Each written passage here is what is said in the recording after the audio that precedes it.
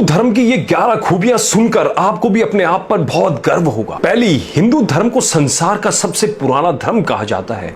यही कारण है कि इसे सनातन धर्म भी कहा गया है। सनातन यानी जो सदा से रहा हो। सदा से रहने का मतलब यह है कि जब सृष्टि की रचना हुई उस समय से लोग इस धर्म को मानते चले आए हैं। इसे देवताओं द्वारा स्थापित धर्म भी माना गया है। गीता में भगवान श्री कृष्ण ने कहा है कि जब जब धर्म की हानि होती है और अधर्म बढ़ता है तब तब मैं धर्म की रक्षा के लिए जन्म लेता हूं, तब तब मैं धर्म की पुनर्स्थापना के लिए अवतार लेता हूं। यानी इसे भगवान द्वारा स्थापित और संचालित भी माना गया है। इसलिए इसे हिंदू धर्म की पहली विशेषता मान सकते हैं, क्योंकि इस धर्म को किसी मनुष्य द्वारा नहीं बल्कि देवताओं के द्वारा स्थापित और संचालित कहा गया है। दूसरा, हिंदू धर्म की प्राचीनता और महानता का सबसे बड़ा उदाहरण ऋग्वेद है। इसे हिंदू धर्म का सबसे प्राचीन ग्रंथ माना जाता है। कहते हैं कि ऋग्वेद की उत्पत्ति भगवान विष्णु के मुख से हुई है। कहने का तात्पर्य यह है कि भगवान विष्णु ने पहली बार ऋग्वेद का पाठ किया था। इसके बाद ऋषि मुनियों के द्वारा यह पीढ़ी दर पीढ़ी प्रचारित और प्रसारित होता गया। कहते हैं कि करीब 3800 साल पूर्व ऋग्वेद लिखित रूप में आया, जबकि इससे पहले यह एक दूसरे को सुनकर ही प्रचारित होता रहा है। तीसरा, हिंदू धर्म के अनुसार भक्त भगवान के द्वार पर यानी मंदिर में किसी भी समय जा सकता है। भगवान का ध्यान पूजन करने के लिए समय का कोई बंधन नहीं है। भक्त को जब समय मिले तभी वह अपने आराध्य की उपासना कर सकता है, क्योंकि हिंदू धर्म की मान्यता है कि ईश्वर कण कण में और हर क्षण में हर स्थान पर मौजूद है। चौथा, स्त्री पुरुष समानता का भाव जैसा हिंदू धर्म में प्रकट होता है वैसा किसी अन्य धर्म में नहीं है। इसका प्रमाण भगवान शिव का अर्धनारीश्वर स्वरूप है, जिसमें शिव जी के आधे अंग में देवी आदि शक्ति का वास माना गया है।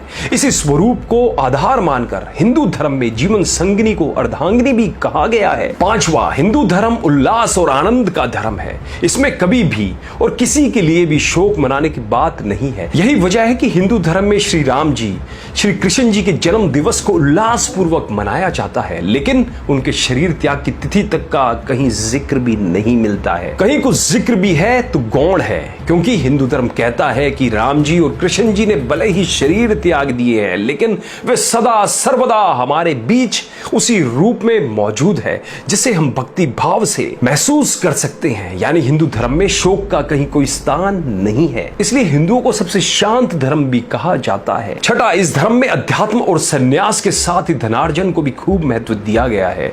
यानी ऐसा नहीं है कि आप अध्यात्म के लिए घर द्वार छोड़कर सन्यासी बन जाएं, बल्कि यह धर्म कहता है हर चीज का एक समय निर्धारित है। युवा अवस्था में आप देवी लक्ष्मी जी और कुबेर जी को प्रसन्न कीजिए, यानी धर्म पूर्वक खूब धन कमाइए। गरीबी में जीना भी पाप कहा गया है, क्योंकि मनुष्य अभाव में होने पर गलत काम कर सकता है और पाप का भागी भी हो सकता है। इसलिए कहा गया है कि धन कमाओ और पाप से बचो, लेकिन युवावस्था ढलते ही मोह माया को त्याग कर अध्यात्म और संन्यास की राह पर चल पड़ो और अर्जित धन को जरूरतमंदों में बांटो। सातवां, हिंदू धर्म में चल और अचल दोनों तरह के देवताओं का जिक्र किया गया है। अचल देवता है मूर्ति रूप में विराजमान देवता, जिन्हें आप मंदिरों और घरों में पूजा स्थल पर देखते हैं, जबकि चल देवता धरती पर चलने वाला हर जीव जंतु है। यानी हिंदू धर्म में हर जीव को भगवान माना गया है। गीता में इस बात का उल्लेख करते हुए भगवान श्री कृष्ण जी ने कहा है कि वह हर जीव में आत्मा रूप में विराजमान रहते हैं। इसलिए सभी जीवों में मुझे देखना चाहिए, और जो यह रहस्य जान लेता है वह पाप से मुक्त हो जाता है। आठवां, हिंदू धर्म ही एकमात्र ऐसा धर्म है जिसमें 33 कोटि देवी देवताओं का जिक्र किया गया है। अन्य किसी भी धर्म में इतनी बड़ी संख्या में देवी देवताओं का जिक्र नहीं है। नौवां, हिंदू धर्म में मृत्यु को भी देवता माना गया है। यमराज को जीवों के प्राणों को हरने वाला और भगवान शिव को संहार और प्रलय करने वाला कहा गया है। बावजूद इसके इन्हें देव और महादेव कहा जाता है। यानी हिंदू धर्म एकमात्र ऐसा धर्म है जिसमें मारक को भी पूजनीय माना गया है। इनके प्रति आदर का भाव प्रकट किया गया है। इसकी वजह यह है कि हिंदू धर्म में मृत्यु को मुक्ति का मार्ग माना गया है। मृत्यु के बाद ही आप मोक्ष को प्राप्त कर सकते हैं। 10वां, हिंदू धर्म सभी धर्मों में लचीला भी माना गया है। इसका एक उदाहरण यह है कि इसमें काम भाव को भी महत्व दिया गया है और इसे आवश्यक भी बताया गया है। यही वजह है कि इस धर्म में काम के देवता कामदेव मौजूद है। इसीलिए कामुकता को एक तरफ पाप माना गया है,